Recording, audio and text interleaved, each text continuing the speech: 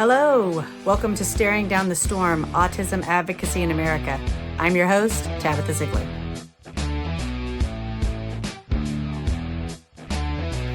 Okay, welcome back, everybody. We've got a very interesting guest today. Jasmine, would you like to introduce yourself? Yes, my name is N'Kiyla Jasmine Thomas, and I am running for the U.S. Senate seat against Markwayne Mullin here in Oklahoma as a Democrat.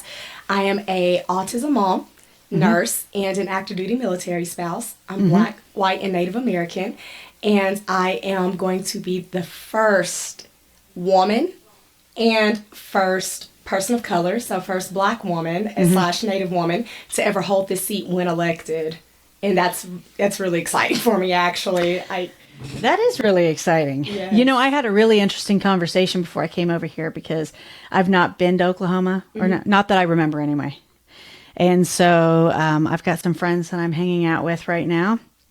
And he is retired from the Air Force. And he's probably 70s. And sometimes, you know, it's interesting the perspective that you get from different people. And I found it very timely. And we were having a conversation about you, and he was like, right, who are you interviewing again? And I told him, and he's like, I don't know her. I was like, well, so I showed him your picture. We had a little conversation about you. And, you know, right off the bat, he started talking to me about what he doesn't like. And not about you. Right. But just in general. And that he has half a mind to write a letter to all of his congressmen and starts to list the grievances that he has. And I find it really interesting because a lot of them were lining up naturally with me. And I thought it was interesting because I wasn't expecting that conversation. So we got into a full-blown conversation about expertise. And how, you know, I basically used the example of the flooding that happened in Texas. We got to talking about NOAA because I was a flight attendant for 17 years. Oh, okay. So I've got a pretty lengthy background in everything aviation. You know, I've got friends that are flight attendants, pilots, rampers, whatever. And I'm like, you know, I've just straight up been telling people, don't fly right now. It's not a good time. Like, if you have to, do it. But if it's not something you have to do right now, I'd advise against it because, you know, there's just a lot of factors at play right now that are scary. And so then we had a conversation about the military and military with expertise. I had a friend of mine that came on the podcast that also is retired from the Air Force. Her and I had a very lengthy conversation about what we think makes people duty ready. And basically how our diversity makes us stronger and all these sorts of things. And so I was surprised. We had all that conversation and we also talked about Indigenous issues. And I was surprised what he had to say. What did he have to say? I need to know. Give me some highlights. And this is why I'm having this conversation with you. And I say that it's timely because the whole way here, I was refreshing myself on different things. I wanted to be as prepared as I thought I could be. So I came across a series that they actually tape in Indianapolis, Indiana. That's essentially a crash course in Indigenous information. Okay. Which is really good. I'll send it to you. Okay. So you can check it out and see if it's good or not. But him and I were talking about how right now there should be experts doing things. And that land is important. Stewardship is important. Right now we're having issues with the national parks. And I flat out said it. I was like, you know what? If you have someone that's an expert in something, you let them do their thing. And right now, I think the entire U.S. population would be down for the Native American population regaining stewardship over something so important. Because nature is very important, especially within our community. And since I'm Chickasaw, which is one of the 5 civilized tribes that are federally recognized, we very much so nurture nature. We believe that she's a mother and that she grows things and that she is sacred. And we try to preserve her as much as possible. And that's why if you go into, and we call it Indian country, but they're boundaries. So we don't have reservations or anything like that. They're just boundaries. When we go into the boundaries of it, you'll see a lot of the signage, or you'll see a lot of landscaping that is just very well taken care of because we take care of nature. And plus, within this political climate that we're in order for us to still receive the federal funding, sorry, I always, it's the F's, okay? It's okay. I'm following you. The federal funding to remain having it with the Dawes Act and, you know, the other treaties that we have gotten from the government, we have to maintain those lands. Right. And right now they're being sabotaged. And one, we believe that our ancestors do not like that. First and foremost, they hate that we are being basically, and I don't want to say retaliated against, but the nature is actually being taken advantage of and actually being spoiled instead of being nurtured. But it's not by the tribes. It's actually by these plants, these big plants. Like we have a tire plant out where I'm from. Well, they just recently closed it down. And where are you from? Just for people that are listening. I'm from Ardmore, Oklahoma. Yes, which is southern Oklahoma. So southern central Oklahoma. Hour and 30 from south of Oklahoma City and an hour north of Dallas, Texas. So best of both worlds there. But yes, so it is a very it's tough right now because I'm trying to get back on, you know, where I was going with this is because we're also having these AI plants, Google plants that are coming in, and it's obviously spoiling our water. And so we're not having very good drinking water. It's not, it's being polluted.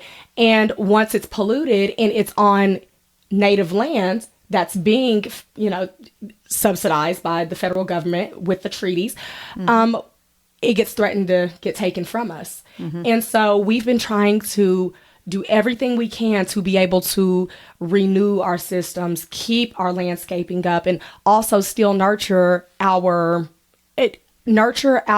community, but also please our ancestors, because that's all they worked with was nature before all of this came about, civilization and, you know, the colonizers. And I hate to say it like that, but I mean, that's really what it is. No, call it what it is. So, and I'm a pretty raw person, and I'm very upfront and I'm very truthful. I'm transparent. So I try to say everything like it is. And if people don't like it, I guess that's just on them. Well, I'm also a particular character. I think people, you know, I'm kind of making a reputation for myself, and people know me to be that way as well. And I'm having a hard time with a lot of this stuff as well, because my family, I've always tried my best to be an advocate for anything Indigenous. I'm like all those other families that, you know, they're like, oh yeah, you know, you have some Indigenous ancestry way back when. Who knows, right? Who knows?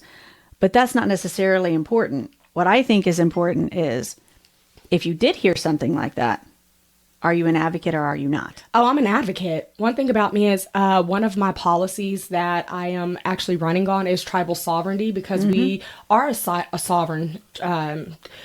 Most native tribes are sovereign because of the treaties, the ones that actually were put on those federal, you know, government treaties. They are. And so we have our own government. We have our own governors, lieutenant governors, secretaries, whatever you can think of that our actual country has or state has, our boundaries has. So, well, and the reason I say this is very specific. Right. Because Indiana was a crossway point for a lot of different cultures. Right. It's a very interesting testing ground for a lot of the things going on right now, because you have a lot of people that are from Indiana that have been there for a very long time. Right. A lot of them are farmers, and they have very strong ties to the land. So I think it's interesting right now how there are certain powers that be that are exploiting and purposely creating division amongst these types of people that have more in common than they don't. So my family, for example. You know, if you have a farming family, they've tended to the land and they think that that is important. Right. They think that clean water is important. Right. They think that good food is important. Right. And then on top of all that, if you have a family story, you know, how much truth to that there is or not, that many of us have, right? But it's still sacred to us, regardless if it's, you know, very upfront and truthful or not. Like, but you know what I mean, though? I what I'm trying to say is, I know, I get what you're saying. I think it's important to have this conversation because I think there are people out there, right, that they don't know what to do with it. They don't know what to do with that information. They don't know if it's true or not. But I'm just saying for these people right now, if you were told some story like that, now is a time to be an advocate for nature, for water, for the indigenous community. Like, if there's an ounce in your body that is screaming at you that all of this is bad, speak up. Absolutely. So I'm careful with what I say because... I'm sorry. You're I'm good. so sorry. You're good. I was holding that in. If you have a coughing fit, you're good. You're fine. Sorry. Okay. No. Now we can get back. Yeah. I'm so sorry. No, but I hear things like this, right? And my area is really, really interesting, but I don't think that it's unique. You have a lot of farmers. You have a lot of hunters. Things that they have in common that they really care about.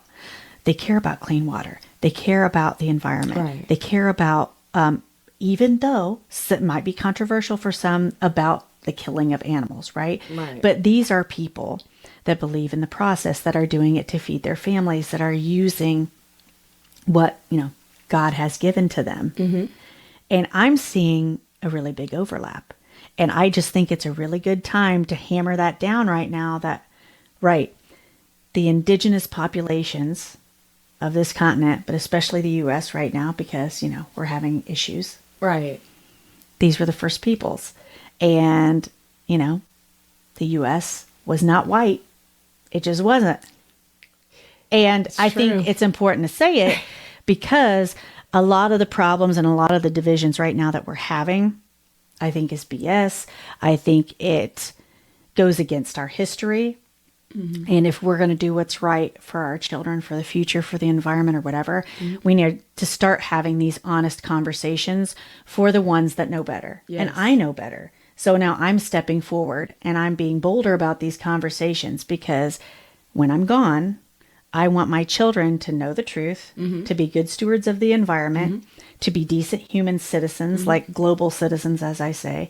And I think personally, the indigenous populations of the U.S., they laid the groundwork for that. And so we need to go back. We need to rematriate ourselves back to that thought process. Right. And one thing that I didn't also mention is that matriarchy is huge in our culture as well. So, and that's with most of the tribes, not just with my tribe. So we do think of Mother Nature as actually being a woman, and Mother Nature as being a woman. And so we try to preserve, because women are very sacred within our ancestry and within our culture and our community. So what do you do with women? You take care of them, right? So you have to take care of your water. You have to take care of your environment. You have to take care of the things that take care of you. And livestock is one of the biggest things here in Oklahoma as well, outside of wheat. And there's so many other things that Oklahoma is known for, like our red clay that's, you know, used for crafts, and people actually like it and prefer it. But when that depletes, what are we going to have? We're not going to have Mother Nature anymore. And I kind of relate that with like the patriarchy too. A man cannot bear life.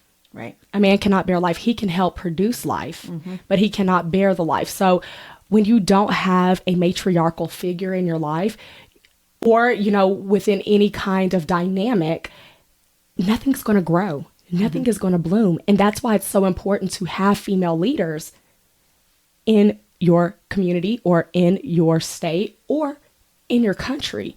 We know that when females are in power, that budgets get better. The economy grows. It booms. We know that a lot of things get taken into consideration, like childcare, autism care, like the financial portion of what an everyday family goes through. So I think that that all ties in together. And so this is a great conversation because the indigenous tribes very much so nurtures women. The matriarchal, I don't want to say tribes, but the matriarchal society. We're just a matriarchal society. And that's really cool how you were able to get me to pivot into that. I love that. I'm good for that sort of stuff. I love that. And then since you mentioned autism, we might as well just tell a little bit about our stories with that as well. And, absolutely. how you're leading in autism in Oklahoma. Yeah. So I have a 7-year-old son who was actually born at 31 weeks and 5 days. Okay. He came early and he was actually in NICU for 41 days. Oh, wow. And he had a lot of problems. We had to give him a lot of caffeine in order for him to keep his nervous system up. While he was in the hospital, had to have 13 blood transfusions. He just acted like he just did not want to live while he was, just a tiny guy. And I had to sit between 4 walls while I was in that hospital all by myself because my son's biological father was not present. So this is before I married my husband. Of course he wasn't. Of course he wasn't. Long story. But we're here for it. Might have to be another episode. Yeah, and I would love that. But no, he was in and out the hospital. My son and his father, like he would, not. That's another story for another day. But I mean, he was present for a little while and then kind of just exited out. So I knew what it was like to be a single mom. But I struggled so much with the depression, the anxiety, and also in that time that he was in the NICU for 41 days, I was also in the midst of moving. And I was moving out from a roommate that I had, and she was a very best friend that was like a sister to me. We are no longer friends, and that's kind of part of the growing process with all of this. And that's a clever way to put it. Yeah, sometimes if you don't have nothing to say, you just don't say it at all. So I just had to kind of sprinkle that in. I got you. Yeah. But I had to move out all on my own because, of course, it was just her at that time. And then now it's me and this baby. But this baby was in the hospital while I'm having to find somewhere to live. And at one point, I couldn't find anywhere to live because there was a lot of places that was needing 3 times the rent. And I was only making like $13.25 an hour at the time at the job that I was working at. And it wasn't all I could get. But at the time, there was just no other option for me. Sure. And my job wouldn't actually... I didn't have maternity leave either, so I wasn't getting paid while I was off of work at this point. So I had to kind of figure everything out. Like I had to find people, resources on my own without anybody showing me the ropes. Well, because I didn't make that 3 times the rent, I actually had a coworker who I love to this day, an incredible woman, and her name is Mary. And if Mary, if you watch this, I will forever be grateful for your kindness. Oh, Mary's going to watch this.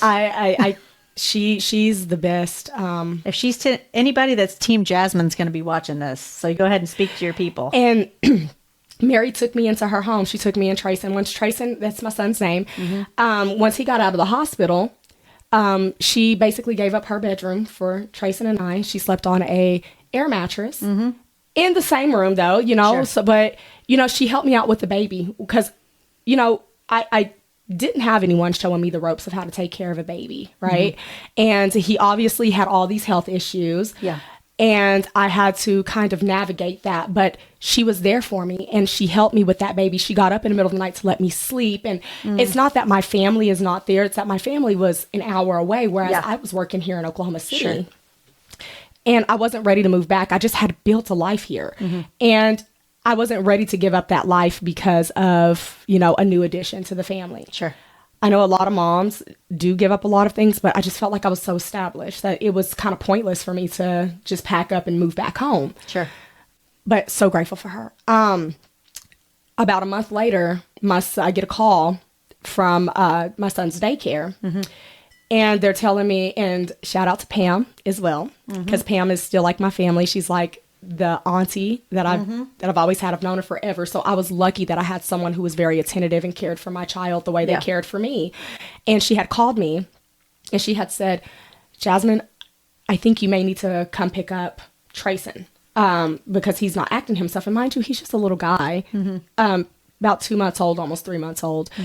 And I'm just like, well, I can't get off work. Yeah. I can't get off work because I was just off of work. And we know that if I can't go to work and I don't have any paid maternity leave or I don't have any PTO, I'm not getting paid. So how am I going to be able to afford my car note or the insurance that goes into it, right? So I was like, hey, I texted his biological dad, who worked just a few minutes because he worked at Tinker. Okay. Because he's in the Air Force. And Okay. yeah. There's a lot of overlap. Yeah, with the Air Force, there's a lot. There's a lot with just the military period, right? But he went to go pick up Trayson, and he takes him back to his house, and he only lived 8 minutes from the hospital, whereas, you know, I worked about 30 minutes away from where he lived. And he could have definitely took him to the hospital, but he called me to tell me to come take him to the hospital. And he was like, he's lethargic. He's not wanting to eat. And I'm just like, okay, take him to the hospital. He's like, I just don't feel comfortable doing that. Well, why as a parent would you not feel comfortable taking a 2, almost 3-month-old child to the hospital? And I'll be there as soon as I can. Yeah. But nonetheless, moms always make things shake, right? I go drive 30 minutes. I get off work, tell my manager, and she's like, okay, great, good. Just go take care of your child. I go, and luckily she was understanding of that.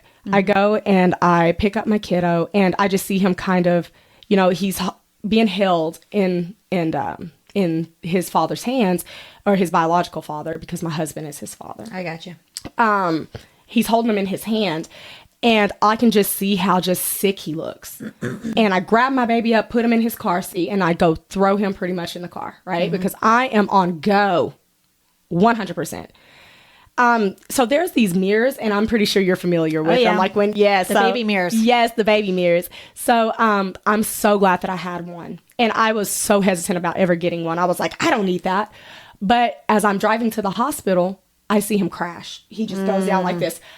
I don't know. At the time, I was not a nurse. I was working as a medical assistant at a doctor's office. But I don't know what in me told me to throw my car in park in the middle of traffic, which was dangerous. Yeah. Mom instincts, though.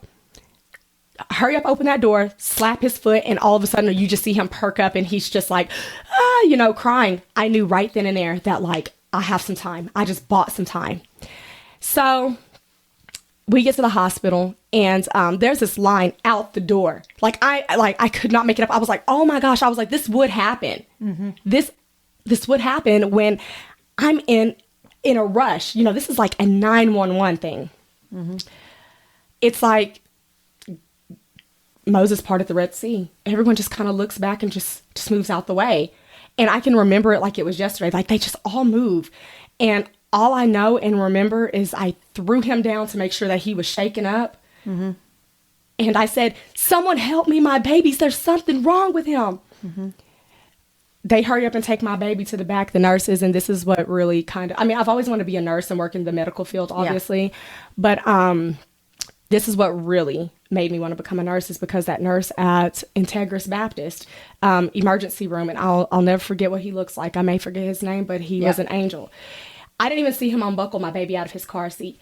He picked that baby up. He jumped over one of those little rolly chairs, and he took my baby back, and they got to work on my baby. At that time, you know, they weren't giving me any type of information, but come to find out later on, he code blues. Like, that means that his heart was stopping. And it was so surreal to me, because I was like, he was just fine not too long ago. Like, what happened? So they say that they want to keep him overnight, and they keep him overnight. But at about 3-4 o'clock in the morning, I get a call, and the hospital's asking me to intubate him. And I'm like, why? What's going on? Why are you wanting to intubate my almost 3-month-old baby? He's having uncontrollable seizures, and we can't stop it. We don't know what's going on.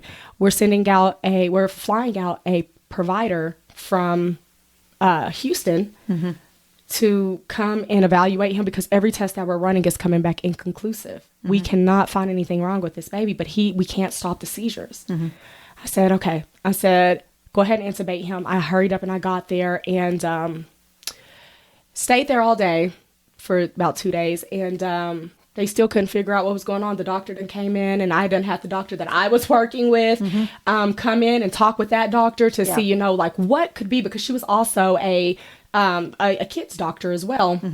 So they talked, and she was like, I'm just going to let him talk with you. She was like, because as your boss, I just don't, she was like, I feel comfortable talking to you about it. But she was like, I don't want to be your enemy because you do such great work.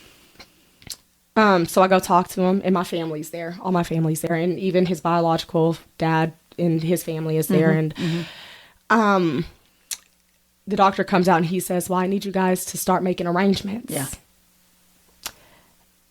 I said, arrangements for what? What do you mean arrangements? They're like, arrangements for what? Because, that denial stage, like, because he's a baby. Yeah. But I also felt guilty. And he's your baby. I felt very guilty. I felt guilty because I didn't know. I didn't know what was going on, And I'm sorry. It still gets it gets pretty traumatic to this day. Because it's like, moms are always left to foot the guilt. Of course. When it comes to what happens with the children, even if it's something that's out of their control. Yep. So they're like, you have to make funeral arrangements for your kid. And I said, he's 2 months old. There's no way. I'm not making funeral arrangements. All I remember, because I blacked out from there. I think that was the first time that I actually had like a real trauma experience. Yeah. And to this day, I tell people, I say, I don't know where I went, but all I remember is I'm sliding down the wall with my back on the wall, and I'm just knees up the chest, and I'm hitting myself on the head, because they're just like, if he makes it, he's going to be disabled. He's going to have cerebral palsy. And I remember to this day that I said, I don't want a disabled child. I can't do it. I'm not strong enough to do it. So time goes by. He's in there for 2 weeks, and all of a sudden he decides that he wants to overbreathe the ventilator. I said, oh, you stinker. Because why in the world would you trick me like this? Why would you make me crash out? Because I left for a couple days. I did. Yeah. I left, and I knew that he was in good hands, one with the hospital, but my family was there, and they didn't leave his side. But me, I couldn't deal with it. I couldn't deal with the stress of a baby. Like, I didn't even get a chance to be a mom. I didn't get a chance to actually prove myself and show him what kind of life we could have. Even though I wasn't in the best situation, but I promised myself when I first saw his face that I would make a life that was so unique to him and so incredible that he never wanted for anything. I had nothing. Single mom, just hanging out. Well, not really hanging out, but I was stressed most of the time. But nonetheless, it was me and him against the world. It was supposed to be. And he really showed me what resilience was. Well, then, kind of fast forward, after he gets out, he's fine. We go to his doctor, his neurologist wanted to see him a few times, maybe like once every 2 months or so, and we would go, and she would check out like his muscle mass and see how he was crawling, just seeing all the milestones. And he wasn't hitting a lot of milestones, but the things that he was doing, he was crawling, and he would crawl like on all fours, like he would bear crawl, and we would always my family would make a joke, and we would say that he's crawling like a roach because it would be so fast, and it was on all fours. It was hilarious. But he did. He actually started meeting the milestones that he needed to meet. He even started walking. Well, at his year appointment with his neurologist looked, and she said, he does not have cerebral palsy. She said, I was wrong. She said, I think that he's going to be fine. She said, do I think that he's going to have some developmental delays? Absolutely. Because they had also, I forgot to mention that they had told me that he had basal ganglia damage. Okay. So that's where the cerebral palsy fell into. Okay. And so after he started walking and his muscle mass and he was just catching up on his weight, she was like, I don't need to see him. I don't need to see him anymore. And in that time that he was growing, from when he got home after that 2 weeks of that second hospital stay, excuse me. He thrived. It was just me and him. It was me and him against the world. We faced every struggle that there was. And I'm not going to lie to you. I was on WIC. I tried to get on I tried to get on SNAP benefits. Yep. I made $1 too much. $1, Tabitha. $1 too much. I believe it. So, you know, he was on, because he had to have special circumstances. He had to be on the most expensive formula that there was, but thank goodness for WIC. But, you know, WIC only gives you a certain amount of cans a month. He decided that he was going to be hungry all the time. So we're running out of cans. So WIC is not taking care of that. But we know that if you get SNAP benefits, it supplements that. You can get those cans on your SNAP benefits, right? I tried and tried and tried. And, but as I moved out of Mary's house, she helped me find a little place. It was cute, little 1-bedroom house that was updated, and it was so beautiful. It was perfect for me and Trayson. And when I got there and I had met with the landlord, you know, they told me 3 times the rent too, and I was like, man, I don't make 3 times the rent, but I had just gotten a new job anyway that was making, you know, $4 more than what I was making. So I actually met the cutoff, which was kind of strange to me, but me and him moved in, but they had a washer and dryer, stackable washer and dryer, right? They said, this can stay in here for $100 extra a month. They knew I had a baby that needed clothes to be washed. They knew that. They could, they didn't even bend for me, say, oh, what the heck? And I said, well, I cannot afford $100 extra a month. I said, I can afford what I can afford, what I told you I could afford. And they took it out. They I don't know where they put it. They probably put it in a closet somewhere where it just sat there, collected dust. There was no reason for that. So, you know, like I had to, you know, deal with that. So I campaign a lot on like slumlords and people that really hike the rent prices with extra little amenities that are actually supposed to be like standard. Like it's a necessity, like a washer and dryer is a necessity, especially when you have a child. Excuse me. When you have a child. So it was very odd and off to me that they couldn't even look at the circumstance and say, hey, like because I would have done it. I would have definitely done it. I would have been like, you have a baby and you're trying to work on your own. But when I had moved into that apartment, Tabitha, I had to turn on the electric. Okay. So I had an account with the electric company. But they still wanted a deposit. Of course. So after I put a deposit down, first and last month's rent and the current, like prorated rent, I was out of money. Of course you were. I was out of money. So I came home, like I had gotten all my furniture moved into my house and was very happy because my cousin had helped me.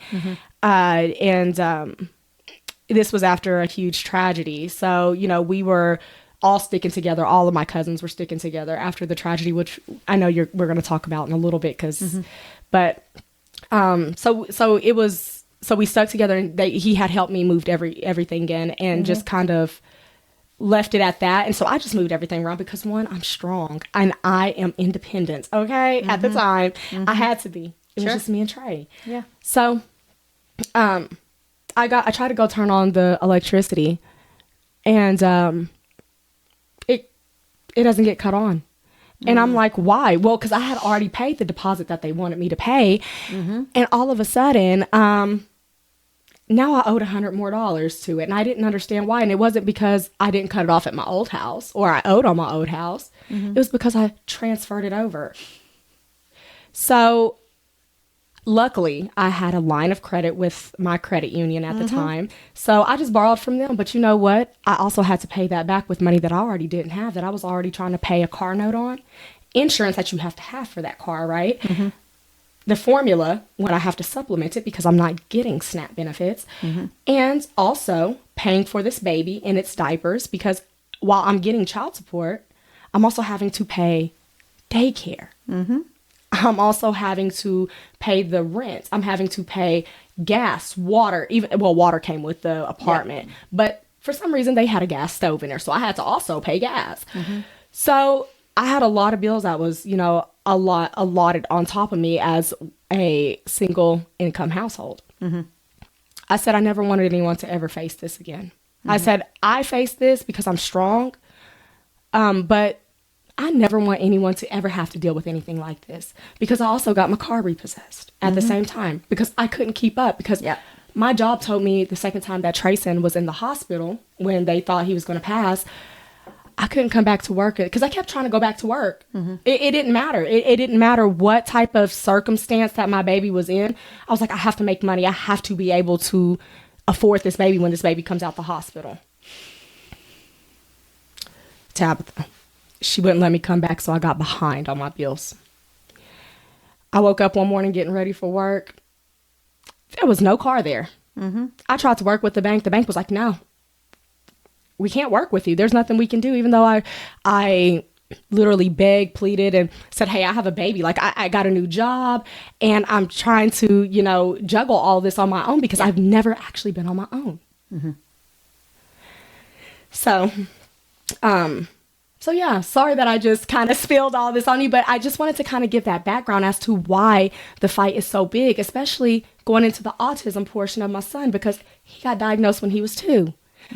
To add on, I mean, at that time I was married. I mean, I'm still married, but, you know, I was married, and we had, you know, my husband is active duty. So wherever the Army stations us is we go, right? We go.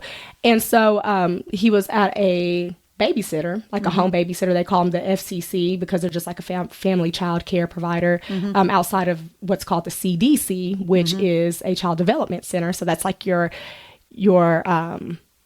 daycare center, like your, I don't know why I kept wanting to say cultural, but like, just like your typical, there we go. Your typical daycare center. And it's always full because they have tiers to it. Like if you're active duty, you know, you get first priority, or, you know, if you're dual active, set, you know, this priority here. So we were on the bottom because I was just working at the time. You know, I got a job where we were at and whatever. Well, I got into this childcare provider, and she's actually the one that said, hey, I'm seeing a lot of, you know, like autism signs in Trayson.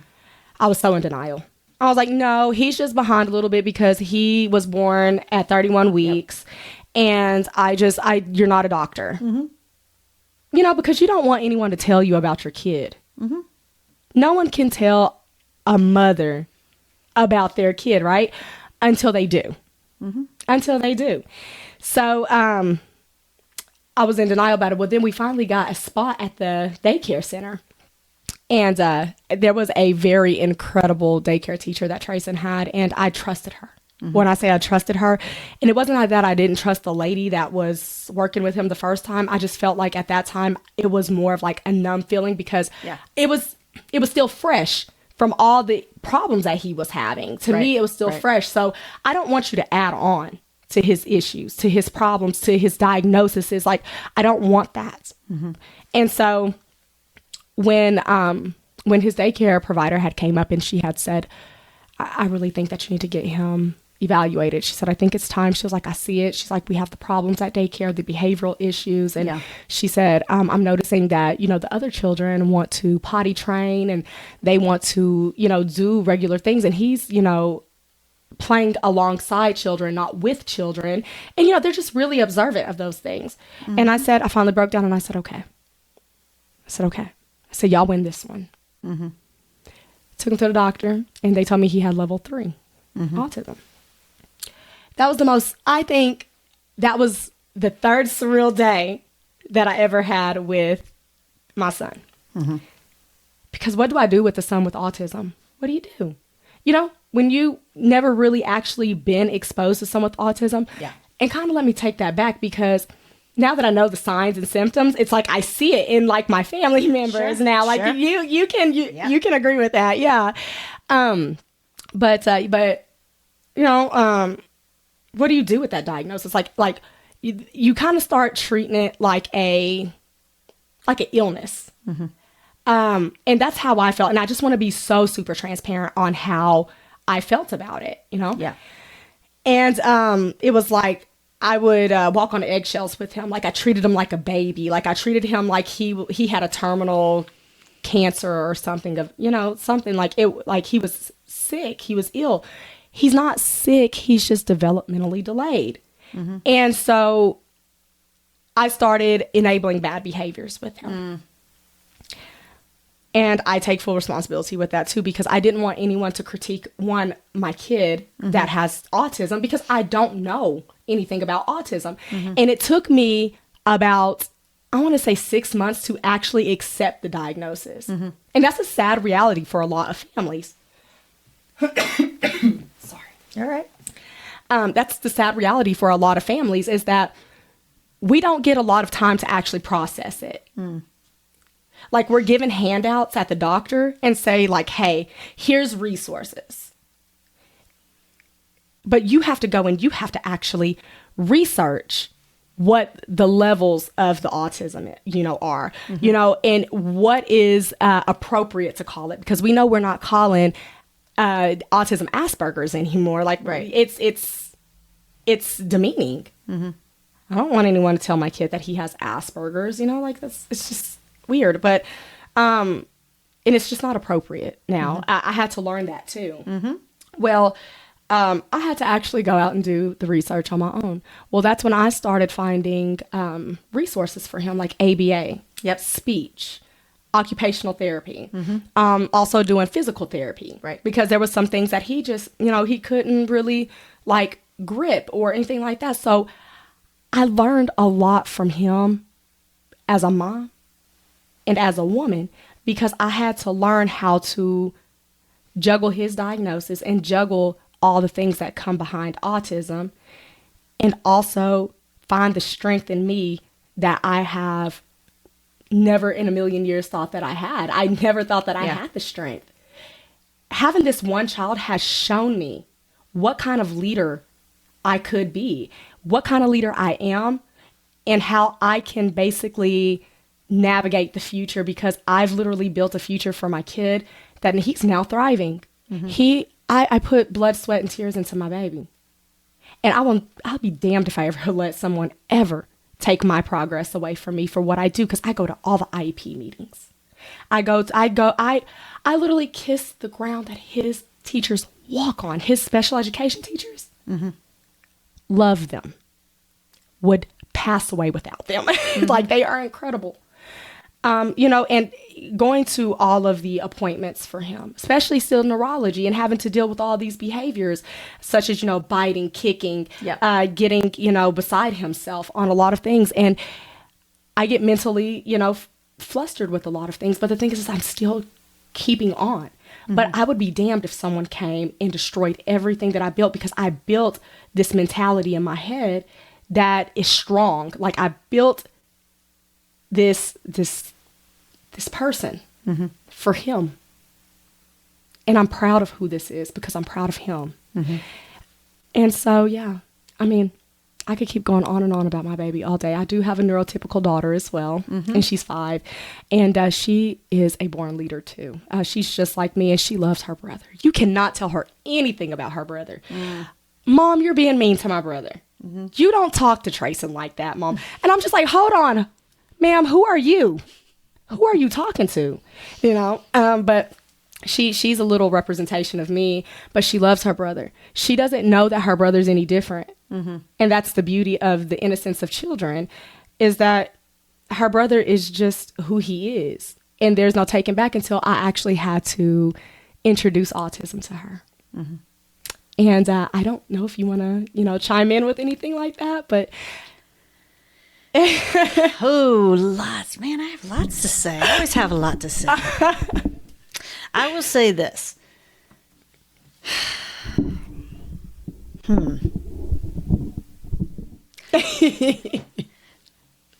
There's nobody better to sit in the seats than the people that can prove that they can do the work.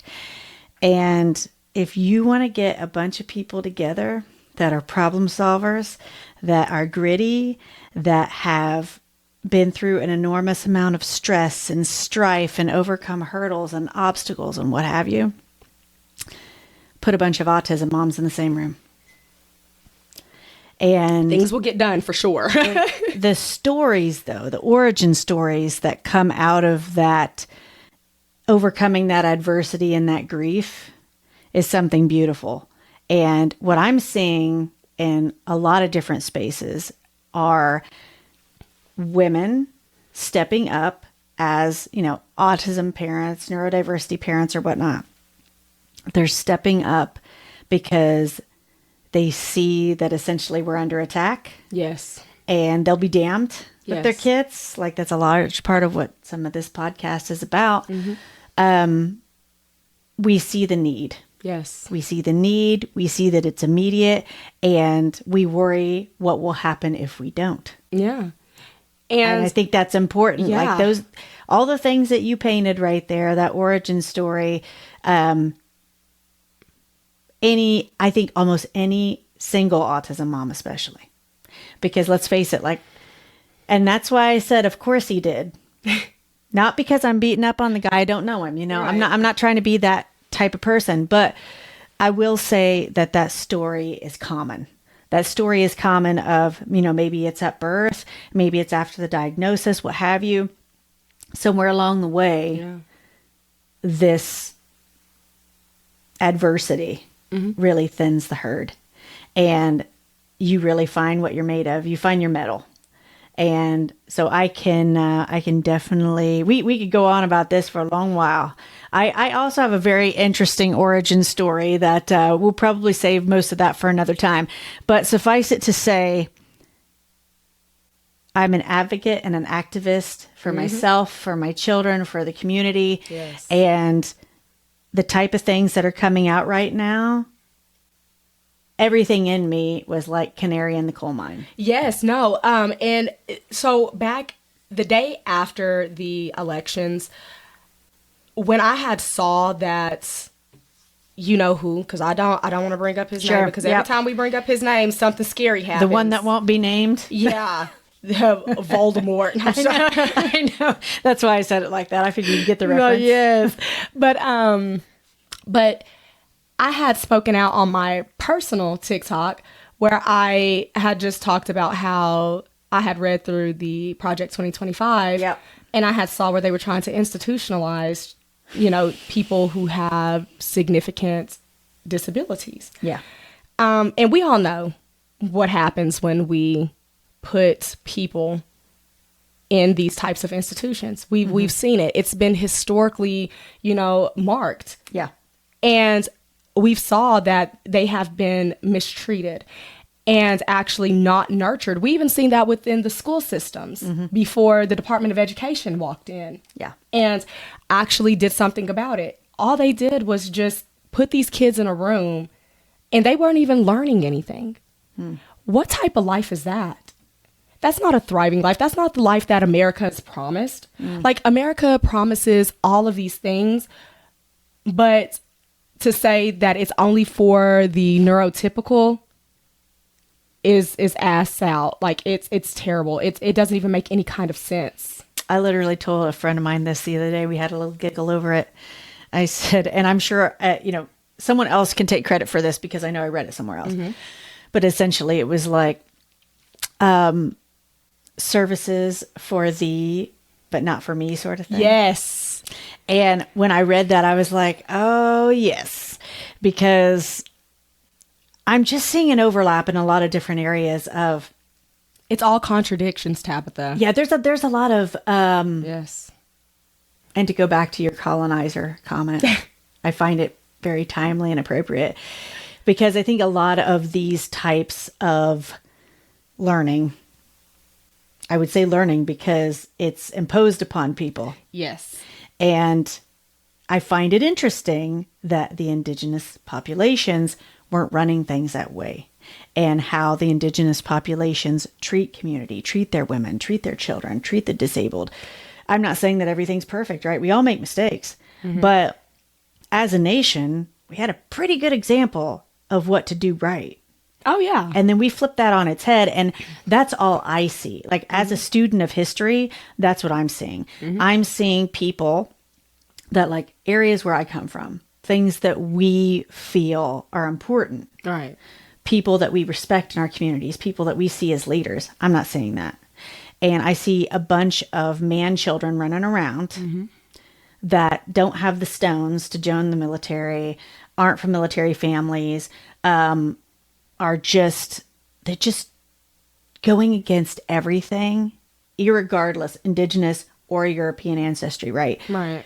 There were a lot of people that suffered, that built a lot of things here.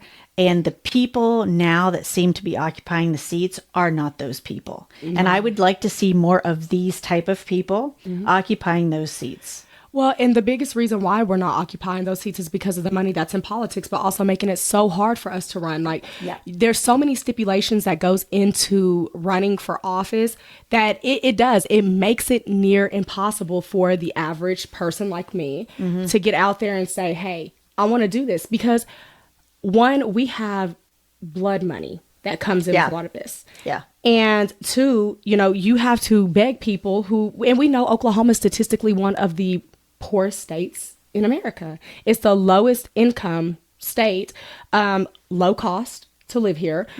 And we just don't make a lot of money because there's not a lot of opportunities. Like, yes, we have the oil systems, and we also have, we have like these plants that are here, especially like a bottle plant. Sure. That produces Budweiser bottles.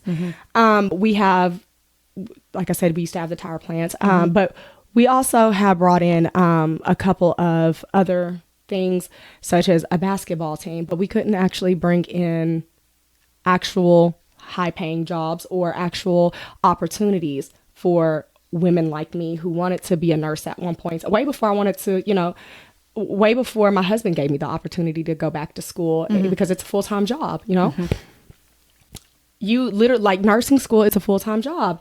And there's women out there that actually wants to beat the nursing shortage, the nursing crisis by 2030, because we need 275,000 nurses by 2030.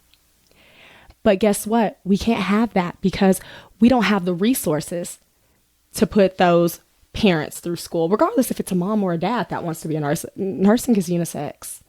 But we can't beat any of the statistics because no one really wants us to, I don't know, actually make the economy boom or actually have great opportunities like we were promised in school, the white picket fence. And me and my coordinator and I were just having this conversation literally last night where I was like, I'm coming for everything that I was promised as a child. From my teachers that told me I was going to have 2 dogs, 2 kids, and a husband and this white picket fence. Well, I got the 2 dogs, the 2 kids, the husband, but where's my picket fence? Where's my groceries? I mean, my refrigerator full of groceries. Where, I don't want to be trad. I don't want to be a trad wife. I want to be a leader. And I also want my picket fence. As a millennial, that's what we were given. We were given only that option was to go to college and become successful and be able to make that big money. Well, now when we go to college, we're getting bought out by big corporations that are wanting to put in AI technology that's taking those jobs that we paid so much money for. I think, and now we have a little bit of an age gap in between us. 'Cause you're 30, right? I'm 42. So I think that's important to note sometimes to talk about the age gaps because sometimes our life experience plays a lot into what we think. And that's why I found that conversation that I had today with that friend of mine so interesting. I was raised by a bunch of people that really believed everyone has something to teach you. Right. Me too. And so that's valuable. And you find nuggets along the way. And it's interesting that him and I were having this conversation too about looking forward 7 generations. And I said, I really believe in that. Me too. Because even for the most selfish of us, right? Even the most selfish things that we do, which I don't consider myself a very selfish person, but I'm just, widening it up to everyone. Even if you think, right, I just want to make sure my family's okay. Well, what about the society surrounding your people, right?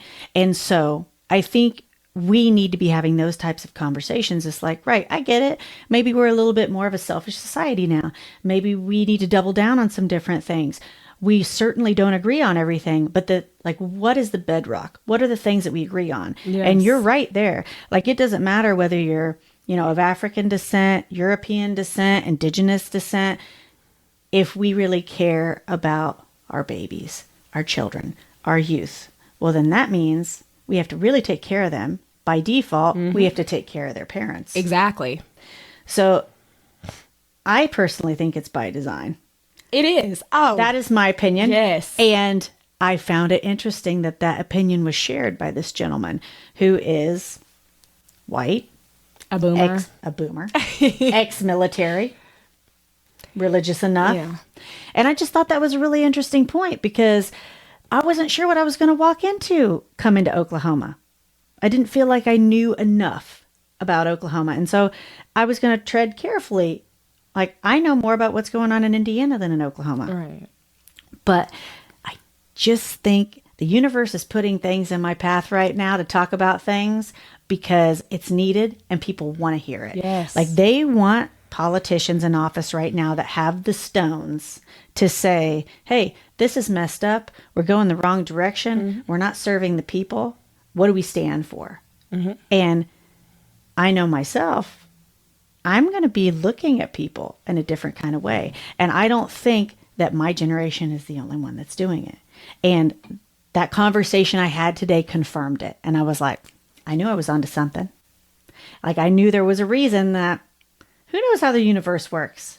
I needed you here. I needed you here. Miraculously, though, like, think about it. What are the chances? What are the chances that we would connect the way that we did, that we would have all these overlays and like all this stuff that is similar, similar vision, and then randomly, you just pop up on my TikTok feed. Like randomly. Was it random like that? It was so random because like I didn't follow you. So it was like one of those things where like I just logged in. I can remember like it was yesterday. I just logged in to go in and check out, you know, the messages and see what was going on. And all of a sudden I just see you pop up and you're talking about autism. Well, one thing about me is I'm passionate about autism. So a podcast that's talking about autism, oh, put me on there. Sign me up tomorrow. I should have been signed up yesterday. Yeah. I should have been signed up yesterday. Well, so I have a lot of agendas, but my agendas are good. And I hope that there are a bunch of people out there like you that stand firm, want to serve the autism community and know how hard it is, but want to do it. And I will go anywhere to interview these people because I think I've seen enough. I had one of these TikTok posts go viral for me because honestly, I didn't really know what I was doing. In my generation, I think like that is pretty typical. Yeah. You know, we're kind of an interesting generation where we still played with dirt and sticks and we were still kind of young when we got introduced to the technological, the Oregon Trail. Oh, the Oregon. Okay. So yeah. Well, I actually the floppy disks and all that sort of thing. Yes. And so, you know, I think it's important to note because you have all these different generations when you're talking about technology, right? And what can we give to the other generations? And all I bounce back to constantly is, what is my purpose? Why am I here? Who am I serving? How can I make the world better? Right. How can I make my community better? My kids better? Like, and it all bounces back to that 7 generations. It's like, right, all of us right now should be looking in the mirror and saying to ourselves, for all of our differences, what do we hold dear? What do we hold the same? Who are we going to hold accountable for stomping on all this stuff? Are we really going to go against our neighbors? Are we really going to turn people in our communities?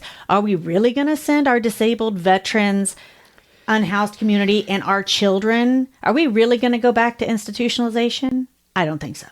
And I don't think need to. There's I don't think no the American reason. public wants to do that. No, because then that's more tax money. That's what they're not understanding is that this has to be funded somehow. So if you're already complaining about SNAP benefits and paying $35 a year out of your paycheck or wherever it's coming out of, if you're complaining about $35 coming out of that, then you're going to be complaining about however much it's going to cost to institutionalize these children.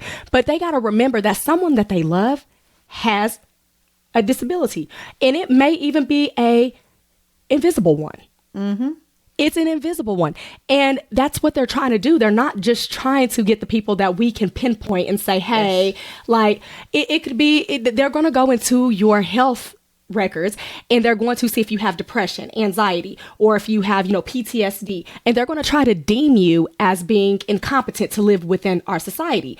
And we have to realize and read between the lines, because if we don't, we're still going to be blind and we're going to allow this like a Nazi regime. And there's no reason that we should ever have to backtrack when we're in 2025.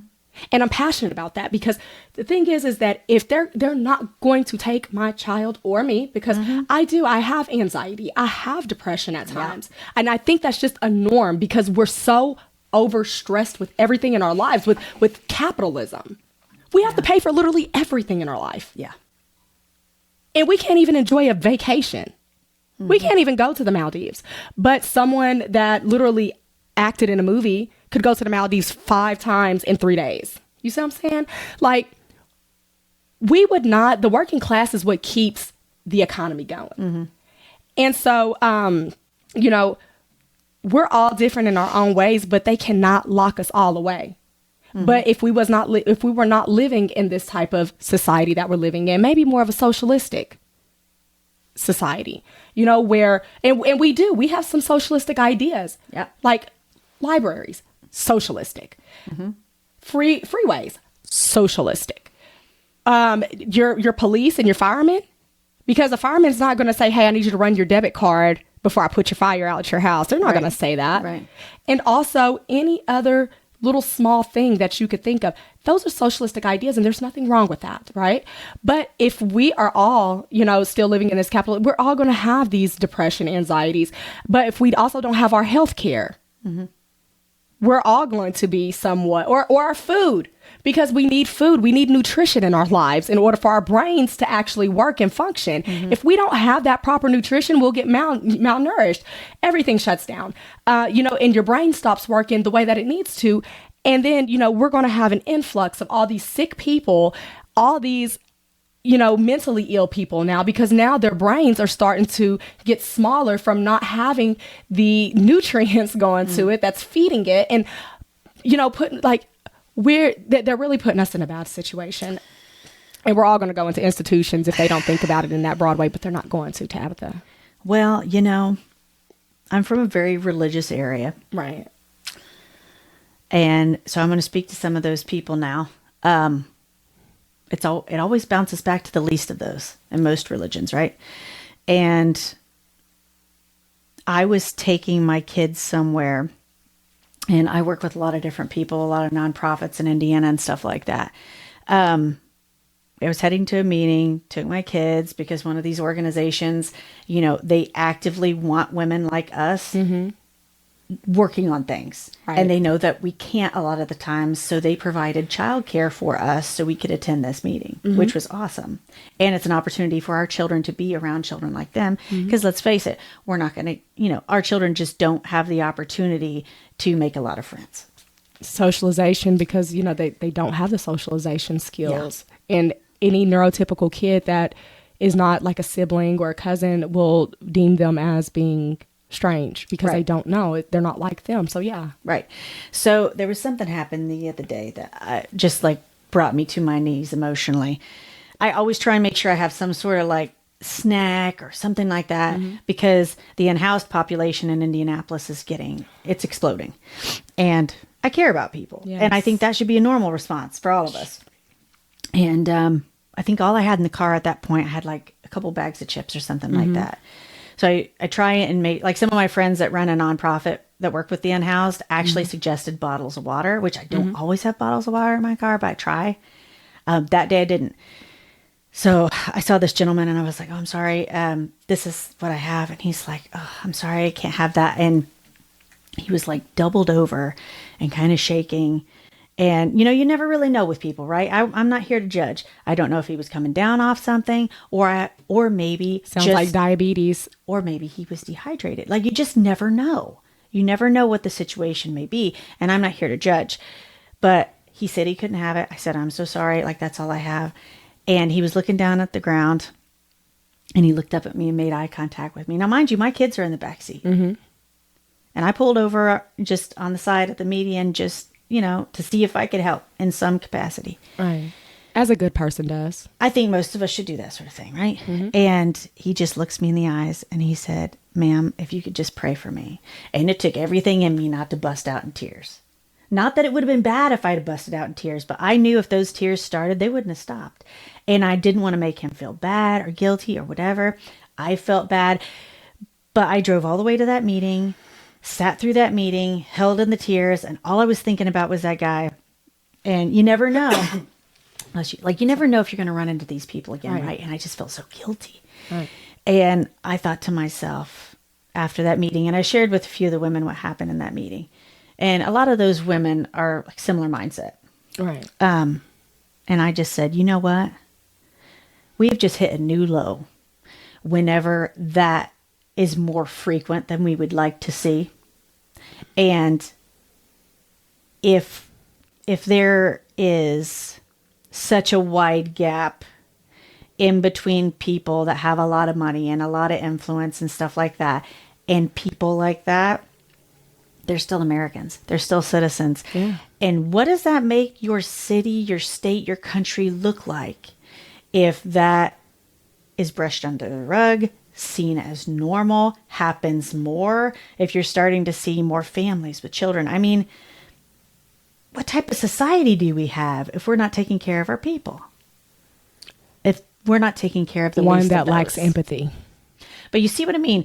I just think that there are more people that think like us. And I think the more devastation that this administration and like ICE, for example, like the more stuff they do, I know. I'll tell you a story about that too. But I see it in the people that I'm working with. I see it in the public. When we lead with courage, it's contagious. Yes. And so I now run into people, or people send me text messages or whatever. Like, we need more people like us stepping forward. Yes. Hopefully there's 1,000 more that maybe see this podcast and like, you know what, you're onto something. Like all those little ways that we can step forward for our humanity, for ourselves, for our communities, for our country. That's what being American is about. Well, and I do want to say that I'm in a coalition with many other. Oh my goodness, I'm so sorry. It's okay. You told me you weren't feeling great. But I'm in a coalition with many others across the United States because there's going to be 438 seats that are coming open in 2026. And there's a lot of the young generation that ranges from parents to, Gen Z that are running, just trying to see a change that they want to see for the next generation as well. And they're working hard. They are. And they see the inequity. And when we have these conversations, because sometimes we'll have like a little Discord meeting and we'll sit and we'll talk and we'll say, okay, so, well, what encouraged you to run? Well, they'll say, well, there's no reason that my grandma should be paying, $100, $200 for her insulin. Yeah. And she worked her whole life. She worked her fingers to the bone.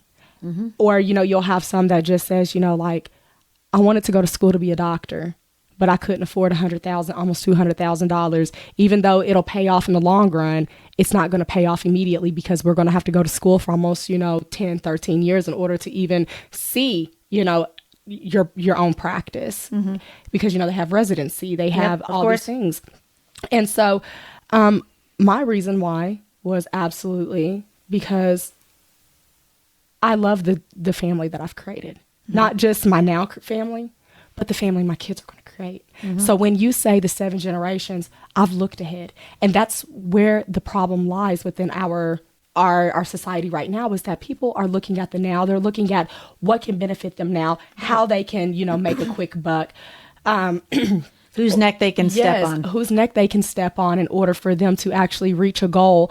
And being as empathetic as I am, because that's one thing that's so, it's a gift and a curse. Of course.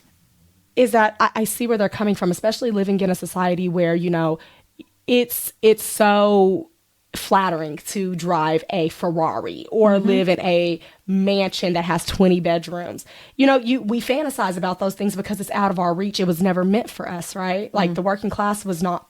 It's like a chosen few that they let become rich in society, but that they really think that they're going to climb this ladder, and they work their fingers to the bone right now, but they don't realize that that's for the now. Like you're working for a monetary gain of right now, but you're not working towards what's going to impact, just like you said, 7 generations from now. 7 generations from now, my, great 7th great grandkids, they're going to look back and they're going to be like, my great mama, I don't know what they're going to call me. That person back then. Yeah. Yeah.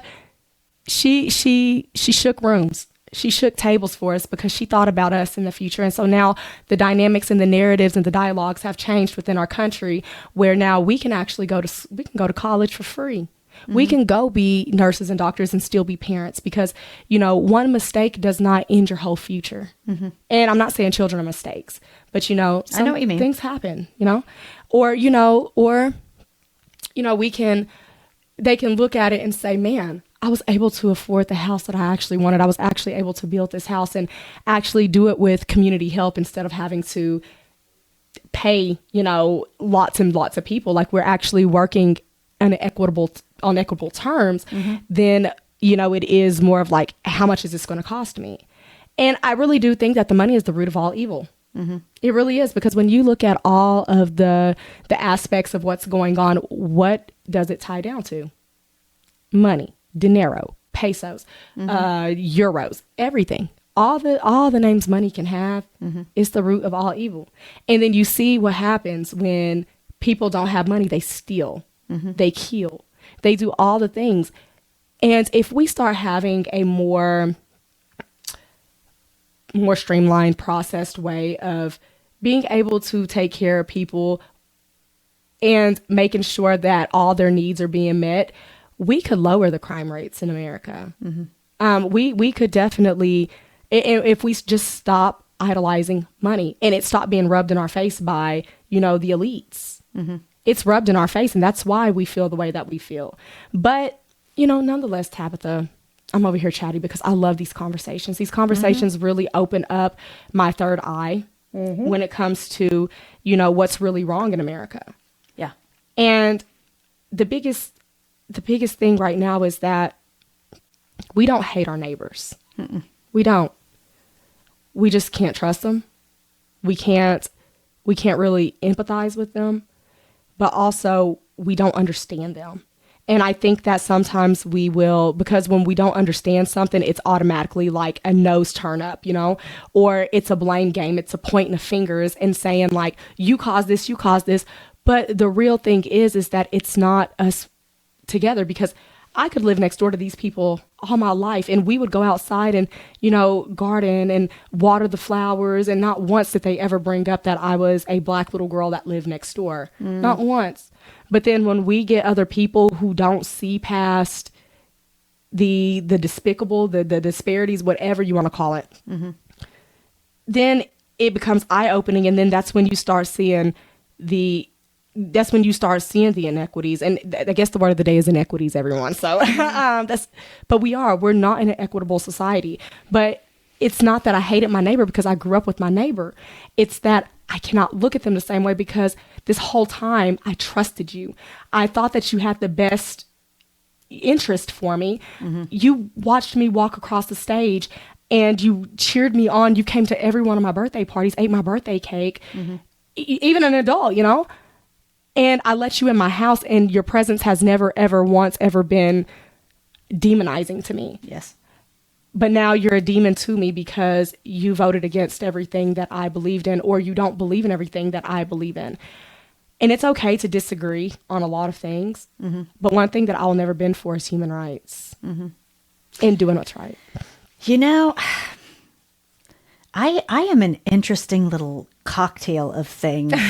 And I say that on purpose because I think a lot of us are. And I think it's important to talk about that stuff. Right. Like, I'm part of the LGBTQ plus community. Oh, yay. I don't lead with it, though, because I know how it works. So I give people the opportunity to meet me so that they can have an impression of me. And 9 times out of 10, when someone gets an impression of you that is favorable, just based upon what you're presenting without all the rest, they like you. Yeah. And then once they like you, it's harder to hate you. Right. But racism doesn't work that way. No. So for that part of the argument, I always bounce back to the Human Genome Project. Are you familiar with that? Yes. A little bit? Okay. So with the Human Genome Project, we are like 99.9% similar, like across the board. Like, oh, yeah. Eye color, hair color, skin color, it doesn't matter.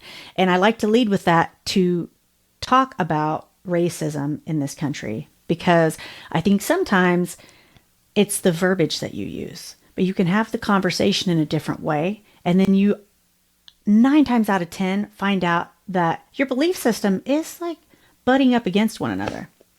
And then there are people out there that manipulate things. They either manipulate your religion and weaponize it against you. Right. They twist the principles of your faith. Right. They twist things in a fashion that makes it seem like you're anti-capitalist when you're really pro-community. Right. Right. There are all these little nuanced things that Right. people exploit to turn their neighbors against one another. Now, I do think that,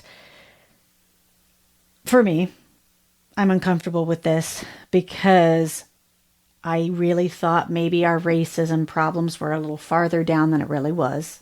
I think it was bubbling closer to the surface than I was aware of. And so I'm disappointed in that.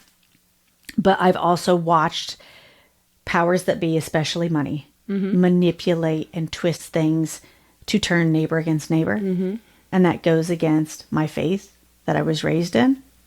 So I'm a paradox of all these things. Same with my children. I've got autism. I have 3 children that have autism. I've got a son that wears dresses that may be part of the trans community one day. I think the neurodiverse community, we are the canaries in the coal mine because it's easier for us to see through everything. Yes. And I can see things more clearly and be like, right, bullies pick on people. They single people out. So it made sense to me that they were going after the trans community because, you know, they're a little bit outside, a little bit misunderstood. It's easier to fear things we don't know. Yes. So for somewhere like where I'm from, you can easily twist and manipulate someone's religion to convince them and say, look at this person over there that doesn't look like me. And once they start whittling away at all this, it was easy for me to see, right, they're going to go after the trans community. Now they're going after the Hispanic community. When they do that enough, no one's safe. It's the playbook. But without saying Project 2025, black, racism, whatever. The like buzzwords. Right. Because I'm from an older generation, right? And because I'm from a really red area, I can see how that stuff works. So I've been really effective at being able to have conversations with people, especially that are older than me, to make them think, to click on that critical thinking. And I think that we can start to have more of those conversations that are important. Yeah. Because at the end of the day, we really are on the same team. We are all on this pro-America team. We are on the same team and we want to win. Well, and that's just what we were raised up on. We were raised to love our country. Like, were we not? Like, we were basically instilled with proud to be an American. Yep. Saying the Pledge of Allegiance. We were told that it's America, number one. Like, we are the number one country in the world because we are just a powerhouse. Like, we were told to respect our military. Yep. We were told to do all these things. And so we were definitely indoctrinated with, and I say indoctrinated very loosely. No, I understand. With the pro-America. And I'm always going to be pro-America. I'm always going to be pro-America. And that's why I want to build a better America. I want to build a better America, not only for the kids, but for myself, for you, for our family. I mean, our friends, our family, like, because everyone deserves to live somewhere where it's comfortable. Yep. They really do. And if I'm so proud to be American, that I want to feel proud. I want to gloat to other countries and say, well, we have this and you don't have that. Because And you know that I just like bragging rights sometimes, you know, like I'm very humble. I'm a very humble person. But, you know, if I'm being told that I need to be proud of my country, then give me a reason why I need to be proud of my country. But thank you for sharing that you're a part of the 2SL LGBTQIA community. My mother is LGBTQ as well. So I grew up on nothing but love. I knew nothing but acceptance throughout my whole life. And I think that that's why I'm so different. I think a lot of us do have that compassion and empathy, and it's just instilled from us, you know, passed down from our families. But I feel like mine was a little different because also, you know, you speak on race. My grandma was the graduating class, you know, when segregation was ended, when they made it unconstitutional. And I'm so proud of that because she had to go through those things. She had to watch her brother be burned in a car, her black brother be burned in a car. And the police didn't even want to take a look at it. They did not care whatsoever because of what his skin looked like. Not because he never had any felonies. He was a kid. And they didn't even want to go put out the fire. And my grandma has so many bad, memories for these things. And the fact that she's still alive, she's 75. She just turned 75 on the 18th of this month. And, but to kind of see it go back to, trying to revert back to what she had to basically fight through, she watched the civil rights movement. And it's very depressing, and it's very it destroys me that in your last your last years of life, your golden years of life, you have to rewatch everything that you grew up with. Yeah. So it's like spinning the block. That's what I like to call it, spinning the block. But so, having that cultural background with being Black and also having those stories passed down to me, real life stories. These aren't just like, the Dr. King movement. This is actually someone who's faced me and who said, I've been discriminated against. This is what happened, and this is how we came out of this. We conquered this. And that is a story to that is a story to tell. It is. But, also having the Indigenous background where, we were on the Trail of Tears. Yep. We migrated here because the Chickasaw Nation was not native to Oklahoma. We were native to Mississippi. So they migrated us to Oklahoma. And so we were promised all this land that goes along with the Dawes Act. They told us that they were going to allot us all these things and didn't even cross that bridge with us until later on. We were given false promises. And it's about time that we actually had politicians that actually stood up for what the hell they say. And it's time. It's time we took back the America that, even though we can talk about the forefathers or, the founding fathers all day and say how bad that, the thing is this is not the America. They actually moved away from Britain, England, to get away from kings. They wanted to start a life regardless of, the slave thing, the slave thing, like it's not my lineage. No, I know what you mean. I know exactly where you're going with this because, whew, man, the stories, right? Like Indiana. We had the Grand Dragon of the KKK in Indiana for a while in the 30s. Do you know that story? No, I don't actually. But I did see recently how they had a route, like they were trying to rally and they were putting up a whole bunch of flyers for the KKK to come out and pretty much rally. In Indiana, I don't know if you've seen that. Like that was like in the news. Okay. Yeah, I did. So things like that really irritate me because I know my history. And I don't feel like my people were that kind of people. If they were, I would love to know because I would hate that. But I was always really proud about the fact that I was north of the Mason-Dixon line, that most likely my family wasn't a part of that stuff, that we were part of the North. And that used to mean something. Part of that history is knowing what happened in Indiana, is knowing, and I'll pass this stuff along because it's a gruesome story and it's not for the faint of heart. But quick version is this. Grand Dragon was in Indianapolis. There was a girl that he liked. He trapped her on a train. Lots of bad things happened. And before she died, a journalist came and interviewed her, took notes on everything that happened, and that was the fall of the KKK in Indiana.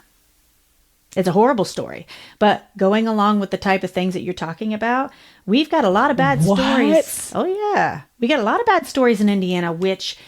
Wait.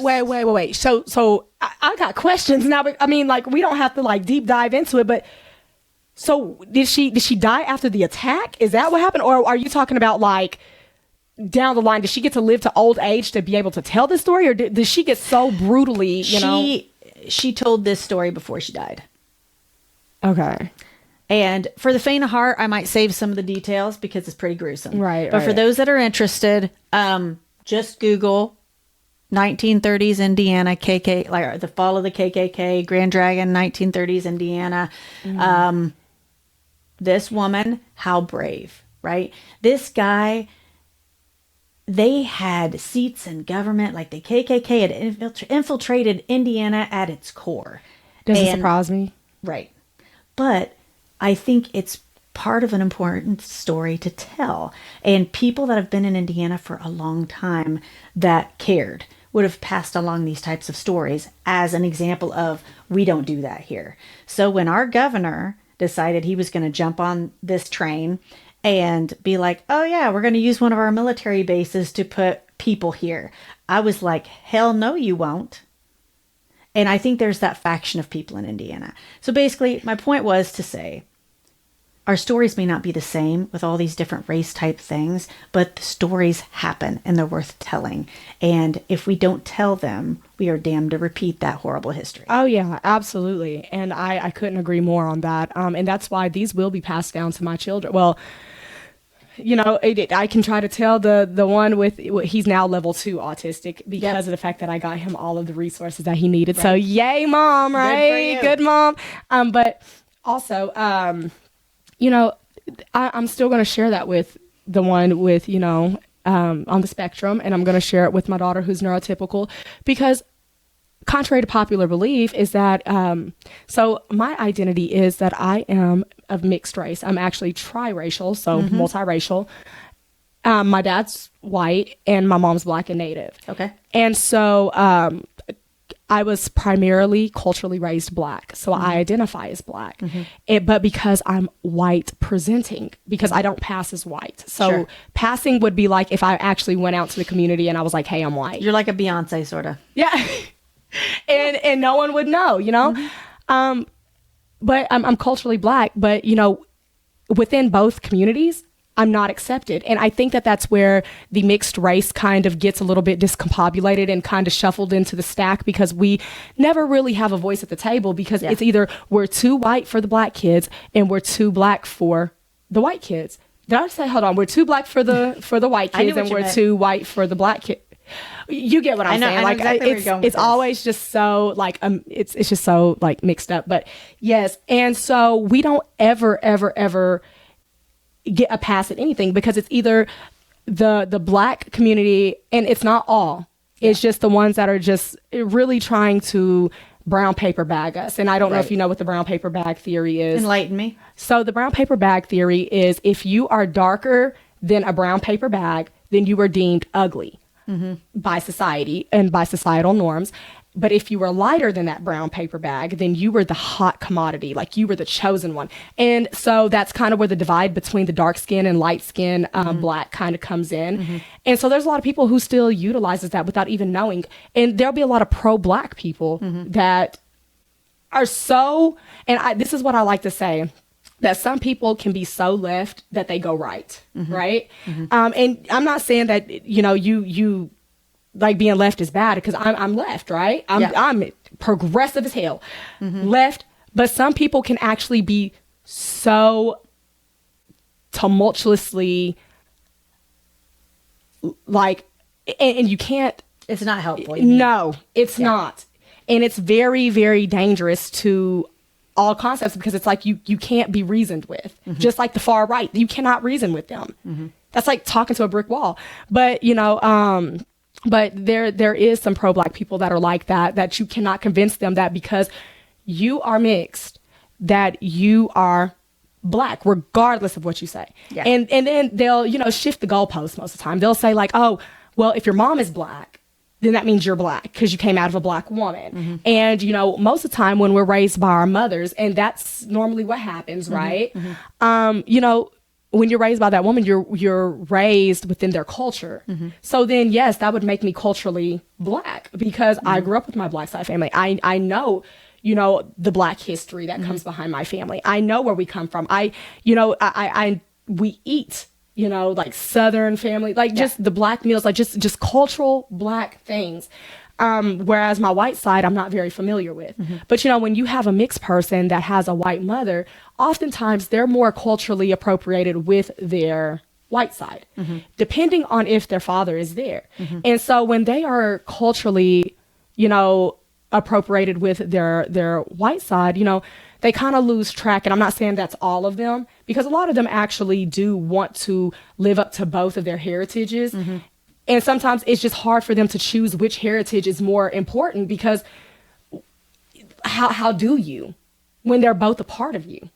So I say all of these things to say this is that we are more ousted within our community on either sides than we are accepted into it, because no one actually wants us here. But we need both of these perspectives. And I think that's what scares our, you know, our legislators or, you know, like our leaders, is when you have a culturally diverse set of people, they see it from all points of view. Whereas, you can get one person that's, specifically white, but she don't know anything about, the Black community or the Asian community or anything like that. So she cannot speak on what is going on within those communities. She can only speak on what she's seeing within her community.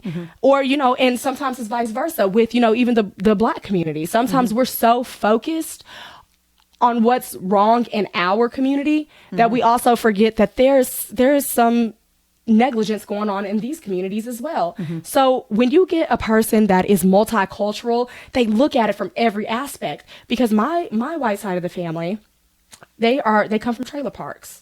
They live in Jacksonville, Florida, and they live in an area called Sin City. And Sin City is basically like your typical, like, your rundown kind of slum area. They can have nice houses every now and then, but it would be because there's another, like the Hispanic community, they love to build their houses, like incredible. Like if you see a mansion in the hood, that Hispanics live there, right? Because they're so good, and they're so good with their hands, and they're creative, constructive, whatever. But they live in this. And so I didn't grow up with that kind of, with that, in that kind of system with them. I grew up middle class. We didn't have a lot of money, but we had money to support me from keeping me out of jail. So I was a cheerleader. I did gymnastics. I was in FCCLA, which is, it's a family and consumer science, but it's like a leadership academy kind of, and we would go all over the state and do certain things. I also did student council. I did a lot of things, and I did a lot of volunteer work, but I also, because my family, my grandma, my mom, because that's who I was raised by, they put their money into me, like even the last little bit of money, so I could be right here. They didn't know that I was ever going to run for office, but at the same time, it's like, because they invested into me, I was able to be here and be even their next leader. So to bring it home. Yes. I don't know how I got there, so I'm so sorry. I know. I think it's great. And actually that really feeds into kind of the core of what I was wanting to get out of you is, how do you speak for all Oklahomans then? Like, why are you a better choice? Yeah, so I'm a better choice because I understand the Oklahomans. I've been raised here, born bred. I'm a Sooner girl. So that's sooner born, sooner bred, sooner dead. Okay, I hope not sooner dead, but that's just, the wording, Sooners. And I can speak on everything that I have seen that has not been, justified or equitable within our community.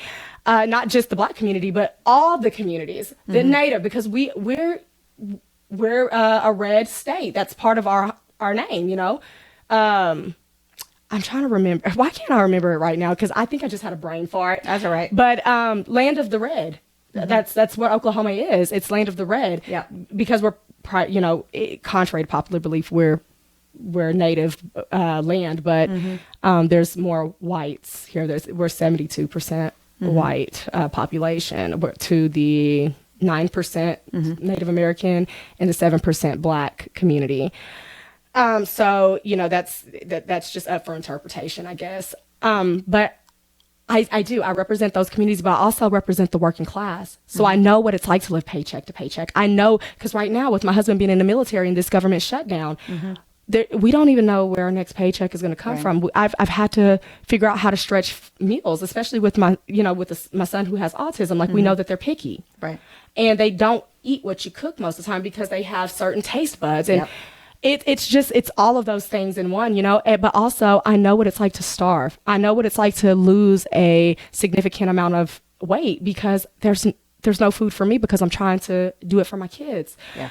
I know what it's like to have to walk right out of your shoes because you're trying to do what's best and live in this capitalistic society, and trying to not necessarily keep up with the Jones, if you ever heard that. Like, yeah, I've heard it. Like, okay. Not necessarily just keeping up with the Joneses. It's literally just, just trying to keep up, period. But I also know what it's like to be a community. I know what it's like to rally around. When we've had tornadoes out of the wazoo, I was there supporting. I was there. How do I volunteer for this? How do I get water out to these communities? How do I help clean up with efforts? I know what we're capable of, and we're absolutely capable of being the Okies that we are. And we're not against each other.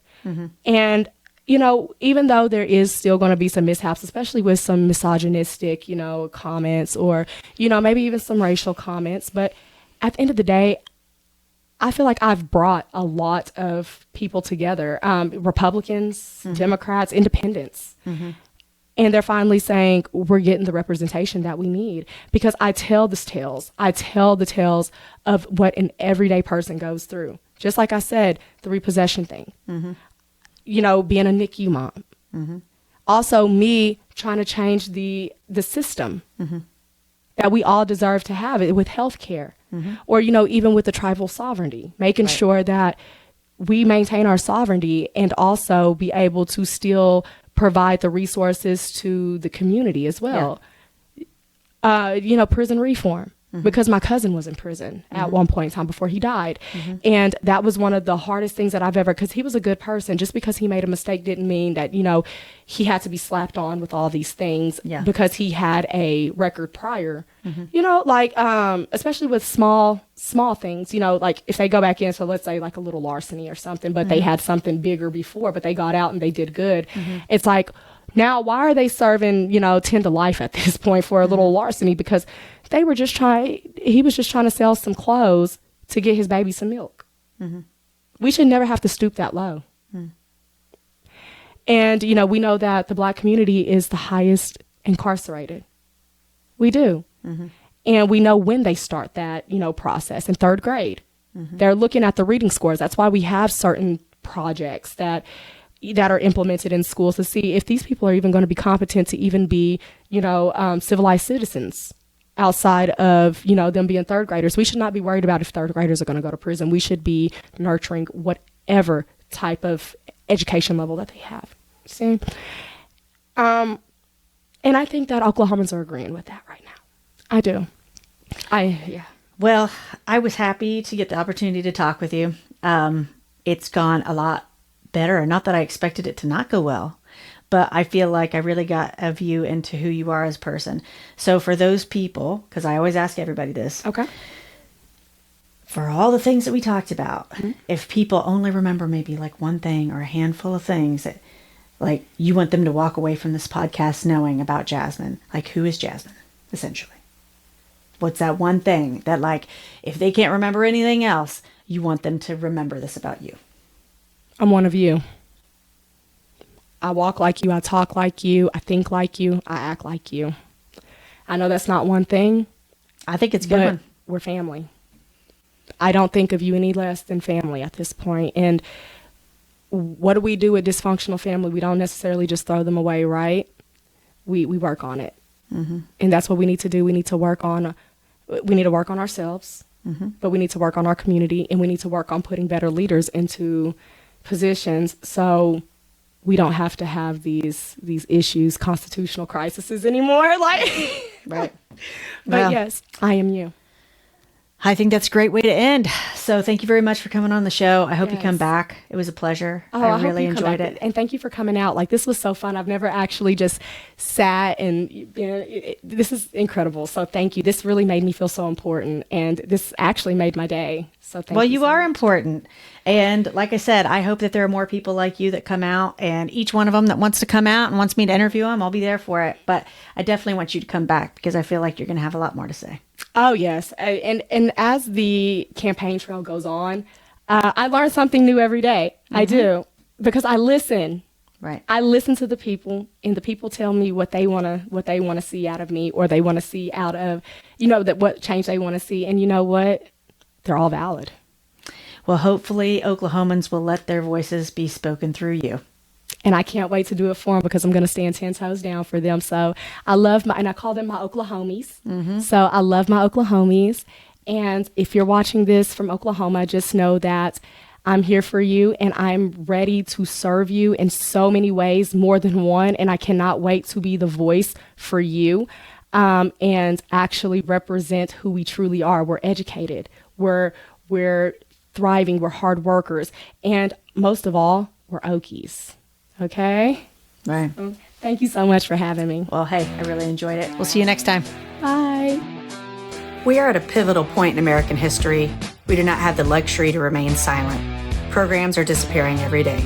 We hope that this podcast raises awareness and sparks a sense of advocacy in you.